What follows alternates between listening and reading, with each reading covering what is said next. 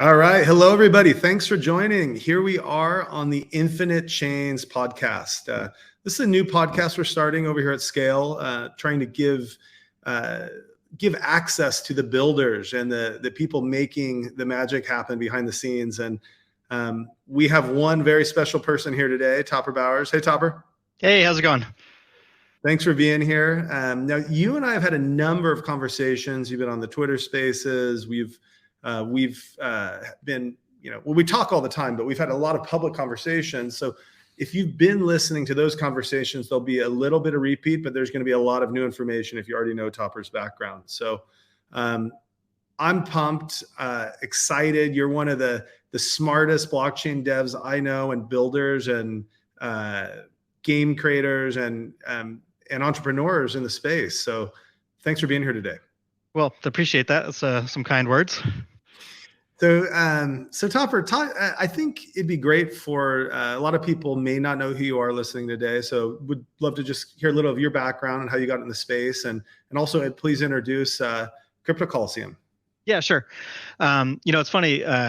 For a long time when I was giving my bios, I actually didn't go all the way back to college, but I think actually that stuff is now becoming valid again for the new career arc here, where I actually learned to program at a very young age, and that was always in service of like building art though. And then I ended up with a university degree in computer graphics, and then after college decided to not use that at all and just go into the development track. Worked in a variety of Web 2 spaces, from online video to healthcare tech. And around 2016, started to get really interested in blockchain tech. Went so far as in 2018 to start building a layer 1 blockchain called Tupelo, which was purpose-built for application developers. It was kind of most blockchains make the trade-off for money, and we made the trade-off for applications as instead of money. And I started building that, and then there was kind of a pivot during COVID times. And we ended up building Crypto Colosseum. We had a variety of people deep into the game space on our team from building Tupelo. People like Andrew Holtz, who's really good at game design, Stephanie Mello, who had been working in mobile games for decades, or a decade, and we looked at the blockchain gaming space and said, I think we can do something actually, new here. And what started as a simple gladiator battle game to do provable rarity for a sort of a PFP collection sort of morphed into this big idea of a crypto roam. And it's been fun. I've been getting back into doing 3D art, and doing smart contracts and development and stuff like that too. And gaming is just such a interesting place where you really get to interact with sort of real people, as opposed to in DeFi it's a lot of money and math, and you end up working with institutions and protocols, where with games you're kind of just like interacting with the crowd and just trying to make something fun. You could be a little looser and faster and stuff. It's a lot of fun. Yeah, it's this fun mixture of, you get the math and you get the typical math you do from gaming in terms of game designs and viral loops, but you also apply the math of smart contracts and skill and probability, and it's this very cool confluence of DeFi and smart contracts and NFTs and people competing with each other or collaborating with each other, right? Yeah, both, right? Yeah. So, hey, one question off topic, but the name Tupelo, is that like any relation to like the band Uncle Tupelo or the city Tupelo? Like what? Only after the fact. So the reason why that name came about was we had a data structure called a chain tree, which was kind of for an individual object, kind of its own little blockchain plus a tree of state that could get wrapped up into a hash. Maybe I'm being too technical, but and anyway, it's called a chain tree, and so it was a blockchain of lots of chain trees, so a forest of chain trees, and Tupelo is a very nice sounding tree word, and has all the reminiscent of the town and Elvis and all that cool stuff. So kind of. And by the way, for everyone listening here, when Topper, I got to know Topper a while ago, and our teams got to know each other, and when they said, "Hey, we're going to build on SKALE," it was such an honor. It was an amazing honor bestowed upon SKALE, because this is a team that built a layer one that is incredibly technical, and also I think took time to go and dig under the hood and appreciate what was there. And so yeah, excited to talk more about that later. But Topper, yeah, you're a force to be reckoned with. Thanks. So let's talk about the game, and you know what? Let's to set a little context for that. If you can talk maybe just like more about the structure of the game and how the game functions, and then maybe even a little about the tech, and then let's go deep into this lore, because I'd love to hear. I mean, there's some fun stuff you're doing, but yeah, we'd love to hear about the game. Yeah. So so let me start broad, and then I'll narrow it down to like the specific reason why we're kind of talking today a little bit. So largely we're building Larva Majorum, which is a version 2 of Crypto Colosseum Classic. It takes all of the cool stuff that we learned from building Classic, which was a text-based game and stuff, and so had a really passionate audience. But without the graphics and stuff, it's a limited how many people are going to come and play, right? Like one of our advisors said it well, which is how many people are playing MUDs, walk left, walk right, versus sitting there playing Fortnite, right?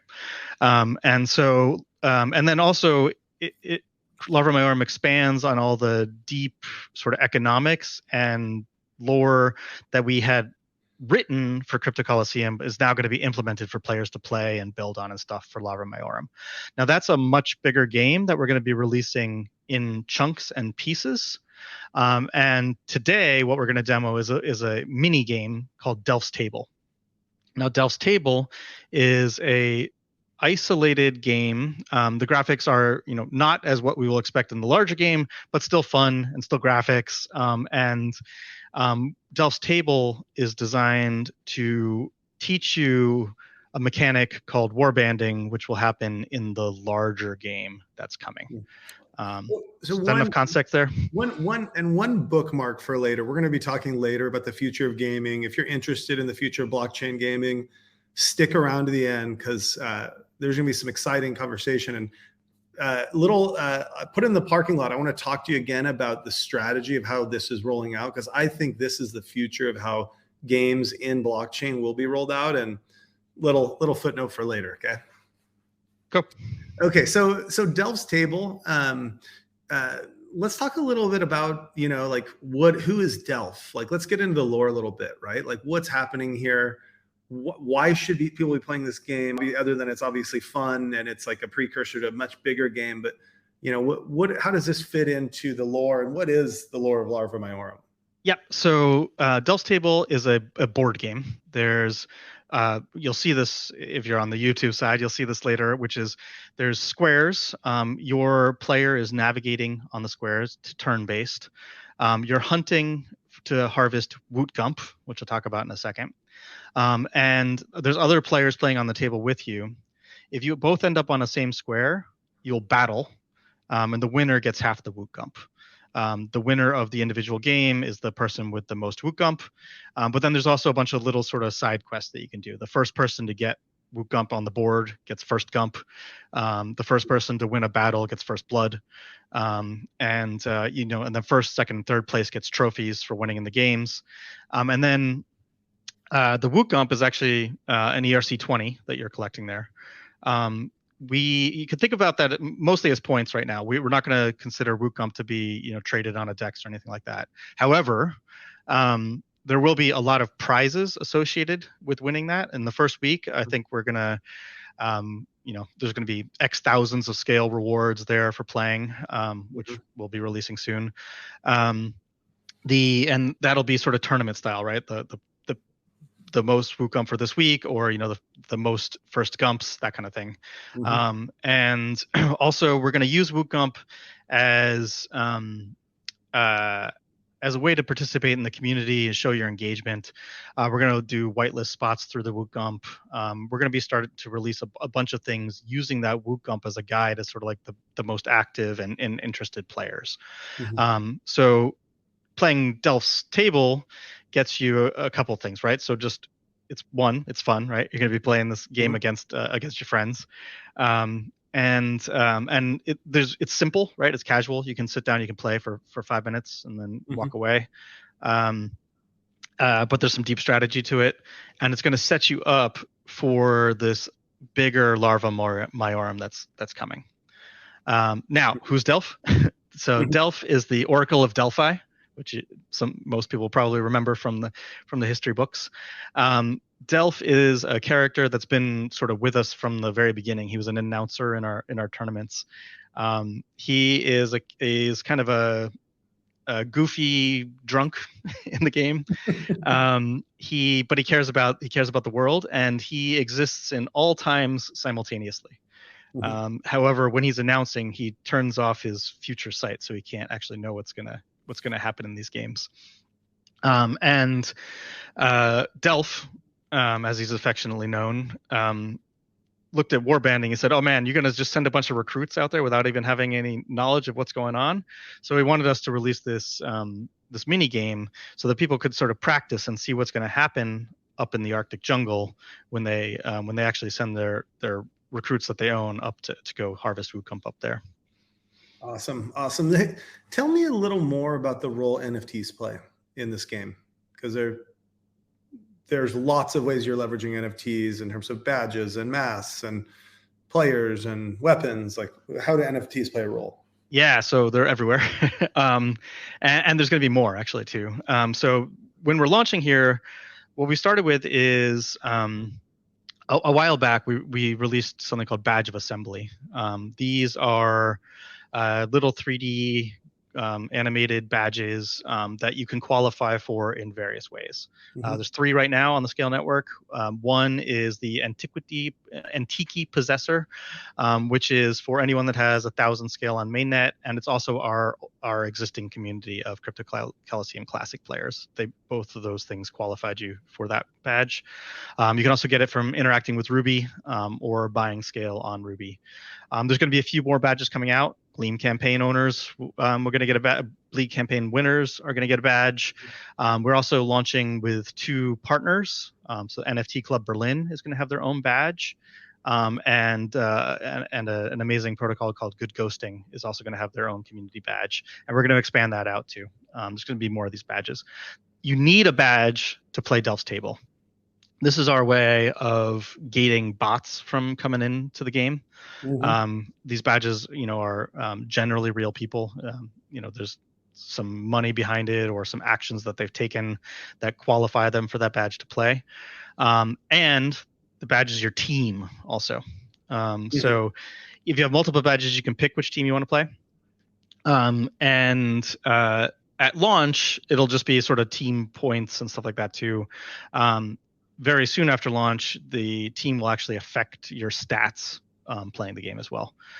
So like, every player has an attack, defense, health. Those will go up and down based on, how many people of your team are playing also. So the more people that play, the better your stats are, the better your whole team does. That's just the start that at launch, and then moving through launch, the warriors, the pieces that are playing on Delph's Table will be individual NFTs, minted 1 per wallet. And then also we're going to have equipment for those, swords, potions, that kind of stuff. All of that stuff will be NFTs too. So you can really build up your character. So even though it's a mini game, there's a lot of strategy, and there's going to be a lot of like sort of behind the scenes strategy about getting your team, getting the right equipment, figuring out the right boards to play, that kind of thing. Awesome. So kind of taking the conversation a little bit more of like where is gaming going, and talking even about the way this game was launched, and I guess more detail where blockchain gaming is going. So here's the old way of launching anything. Let's just say you're launching a product and it's B2B. You don't tell anybody about it. You build it behind closed doors. You don't share any source code.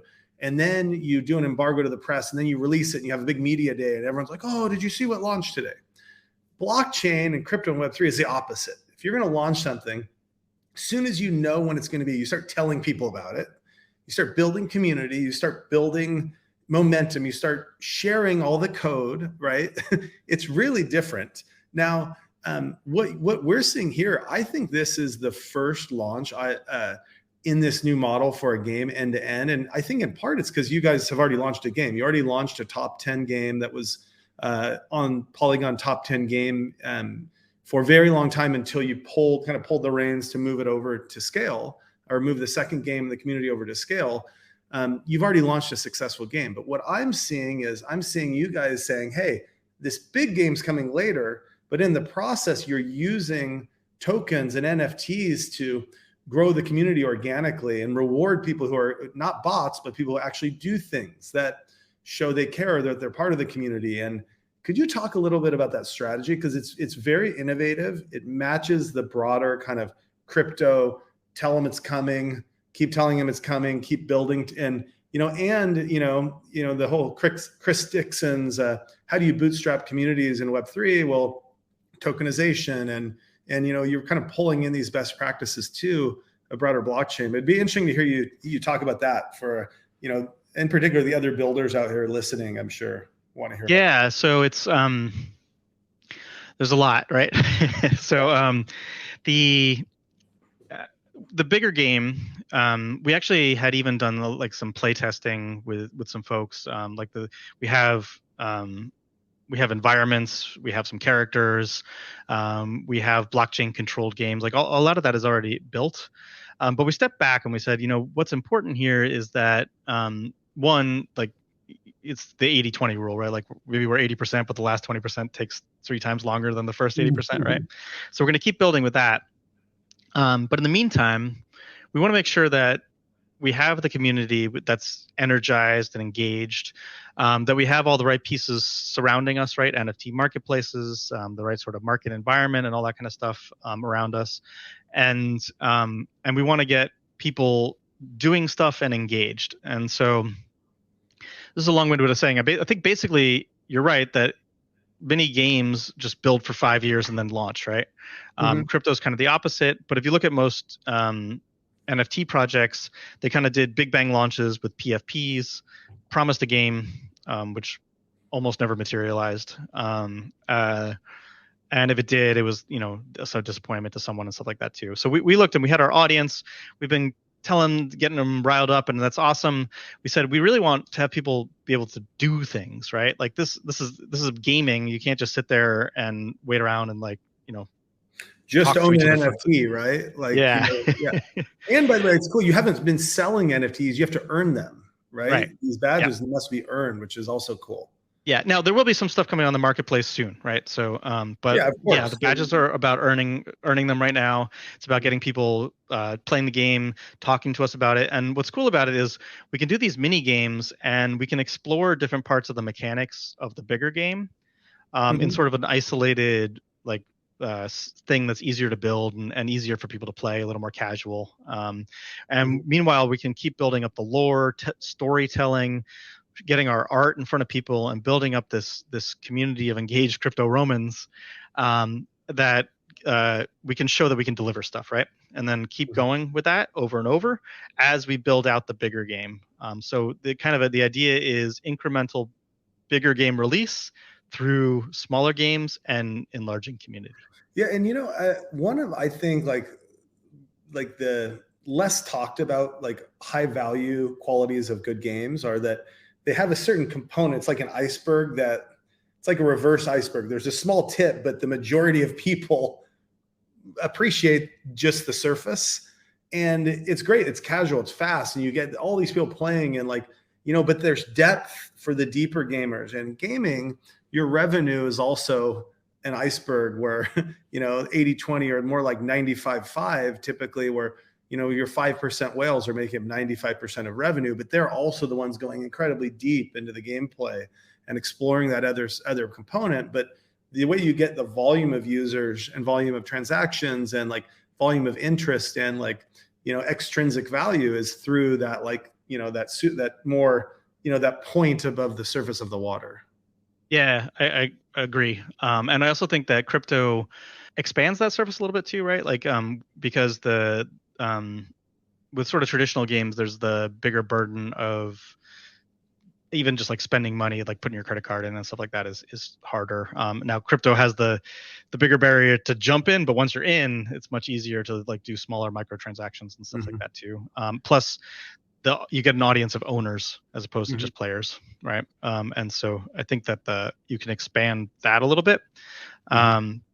but yeah, I mean, I totally agree. Like I think this interplay of community of owners, smaller, like building games for people who just want to sit there for 2 seconds or 5 minutes versus, or people who really want to get into it and play like a much bigger strategy game, and sort of offering all of that while providing them ownership and a story connecting the whole thing. Yeah. I think is where we're going and, for. and this element too of like individual versus team play. I think it's a lot easier to drop in as an individual, but when people get really hooked is when they start playing with a team.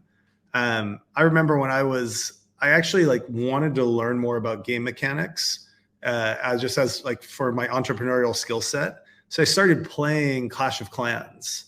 And then I was playing Clash of Royale after. I like effectively got addicted to both of them.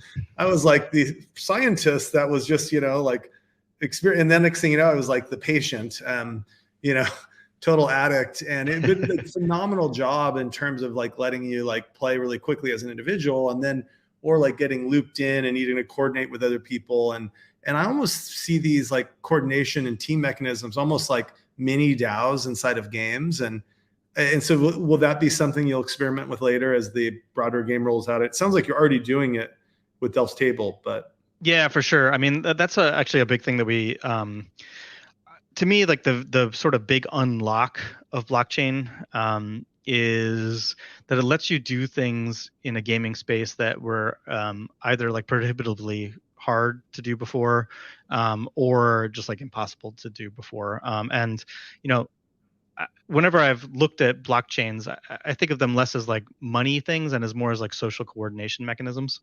and trust machines is how I call that when I talk about it. And trust machines in games, I think, are really interesting, right? There's when a player can fully trust the game developer, it unlocks a whole thing.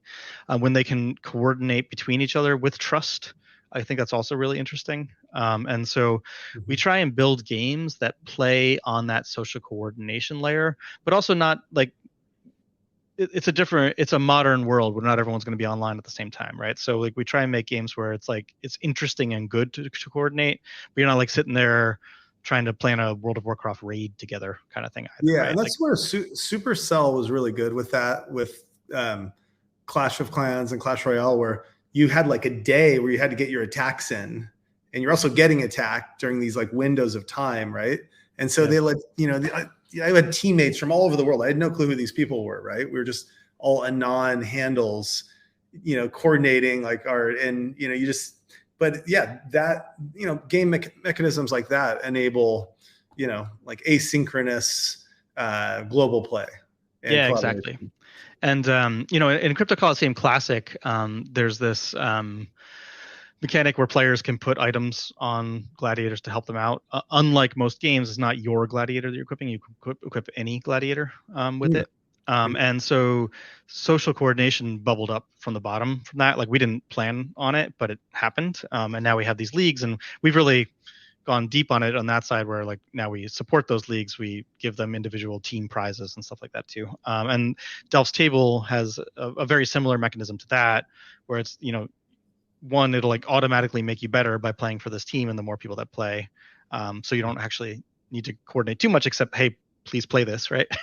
But then once we start adding the items and stuff to the gladiators, and that'll change things also, right? Like then the guilds get even stronger. Maybe they have their own treasury and war chest and stuff like that. So can you unpack the trust piece a little bit more for people? Because I think a lot of people listening are, you read about blockchain and the value of blockchain in gaming, and I think even a lot of game people like don't like blockchain. They don't understand the values. And could you help educate people a little bit? Like, what does that mean? Like trustlessness in gameplay, trustlessness in, just unpack that a little, please. Yeah. So, well, I mean, so one, I think blockchains do even more than that for gaming. But sticking on the trust piece, for instance, Crypto Colosseum Classic has betting mechanics to it, and it's the only game that I've ever heard of, at least, that both allows the betting on it, but then also encourages influence on the betting on the outcome. Now, like every other sport, actively tries to prevent that, right? Yeah. And you can only do that with blockchain, right? Because literally we as the developers cannot influence the outcomes, right? Like there's a set Like of people are rules. sending over masseuses to the like locker room to, help the players like be, and yoga trainers and Exactly, right.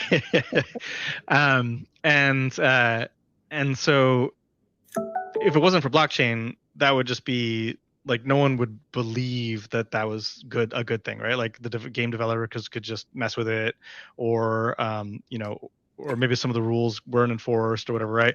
But with blockchains on a smart contract, anyone can literally look at it and be like, yeah, because it's being enforced. We, as even the developers, cannot change the outcomes here. Like there's a narrow set of rules that will be followed, and the gameplay will happen that way. I mean, that's just one specific example of like sort of the bigger trust section.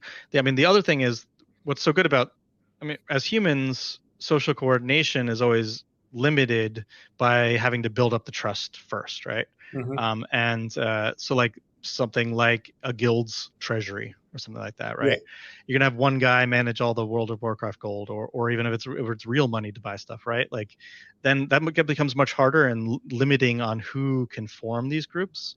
But Mhm. when you have smart contracts and stuff managing this thing, and like you can have voting and signatures and all that stuff is enforced on chain, and everyone can look at it, allows humans to come together and just interact without having to worry about like building up that trust. Yep. They have this set of tools that they know that they can trust, and will enforce the rules on the other humans too. Awesome.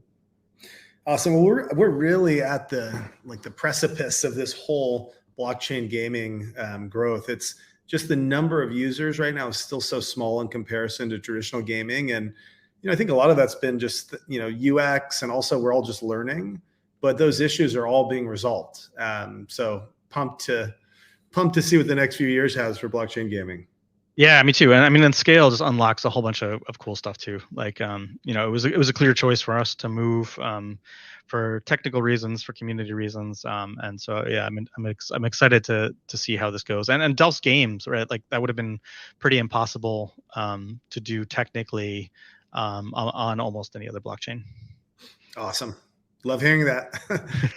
Well, for those of you listening, I recommend go over to Scale's YouTube channel if you want to see this demo.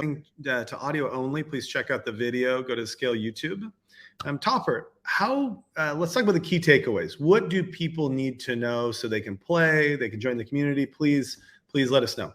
Yep. So we just did a lot of work, and we had a bunch of things that were too spread out. Come to cryptocolosseum.com. That'll get you everywhere. Cryptocolosseum.com has our Discord. It has links to Delph's table. It has the badges of assembly that you can mint right on that site. And something that we didn't talk about is so Delph's table launches September 7th. Leading up to Delph's table's launch, we have a really cool graphic novel. It's 7 pages, so maybe not a novella, a graphic novella that's launching September 1st. And what we're going to do is we're going to mint that page by page, which is a really cool. It's sort of the first part of our lore. It's like the very ancient lore where the Scalians came down and found Scale. So you'll need a badge to be able to mint that. The Glean campaigns, one just finished today that we're recording, but I don't know when this is coming out. But I'm sure there'll be another one coming out soon. Otherwise, if you qualify for any of those badges, get those badges. That'll get you the graphic novella. And then the graphic novella will also act as a badge for Delph's table. Delph's table, September 7th, cryptocolosseum.com. By the way, one last question. The artwork is just absolutely kick ass. Okay. Like we talked about this, this spring, and there were some samples, but I mean, feel like you've just taken it and like gone like, 10x levels. Like, how do you do that? So some of it's custom 3D art, but the really awesome stuff is actually all done by AI.